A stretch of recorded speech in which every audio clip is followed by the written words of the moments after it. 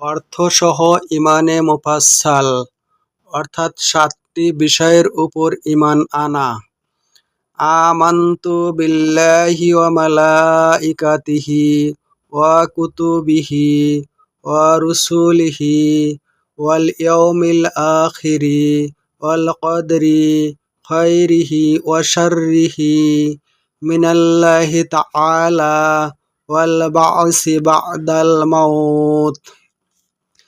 প্রথমে আমি ঈমান আনিলাম আল্লাহ তাআলার উপর, দ্বিতীয়তে ঈমান আনিলাম তাঁহার ফেরেশতাগণের উপর, তৃতীয়তে ঈমান আনিলাম তাঁহার কিতাবসমূহের উপর, চতুর্থে ঈমান আনিলাম তাঁহার রাসূলগণের উপর, পঞ্চমে ঈমান আনিলাম কিয়ামতের দিনের উপর, ষষ্ঠে ঈমান আনিলাম তাকদীরের ভালো মন্দের উপর, সপ্তমে ঈমান আনিলাম পুনরায় জীবিত হওয়ার উপর।